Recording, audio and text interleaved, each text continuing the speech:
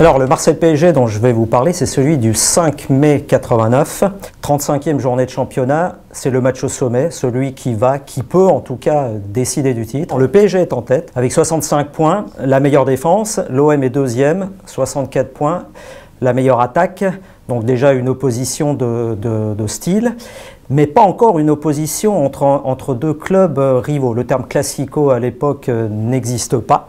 Il n'y a pas d'antécédent entre les deux clubs, il n'y a pas de véritable rivalité historique. C'est simplement une rivalité sportive du moment et un match qui va décider probablement du sort du championnat. Bernard Tapie, lui, dans la semaine qui précédait le match, avait déclaré la guerre, mais non pas au Paris Saint-Germain, mais aux instances du football français.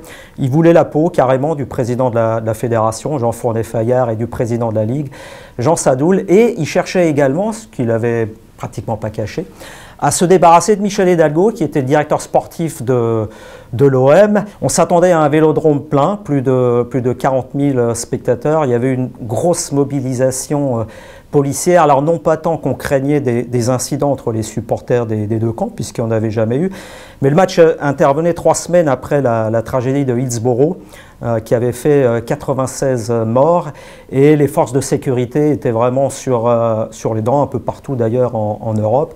Alors le match en lui-même, il n'y a pas grand-chose à en retenir. Ce sera un match médiocre, sans relief, d'une faiblesse technique assez confondante. 2 actions à retenir tout simplement en fin de match. 87e minute, Amara Simba, l'attaquant du PSG, qui était entré en cours de match, arrive seul devant Gaëtan Huard et perd son duel. Et 5 minutes plus tard, on était donc dans le temps additionnel, terme qui n'existait pas non plus à l'époque, 90e plus 2.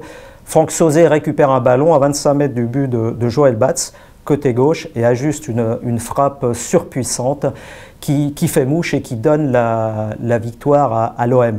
Grâce à cette victoire, donc l'OM repasse en tête du championnat après la 35e journée et sera sacré champion de France 2 journées plus tard, le premier titre de l'ère Tapie après une victoire sur Auxerre. Et au terme d'une semaine encore assez bizarre, au cours de laquelle on aura appris que Safet Sujic, la star du PSG, et Tomislav, l'entraîneur du PSG, allait signer à Marseille la saison prochaine.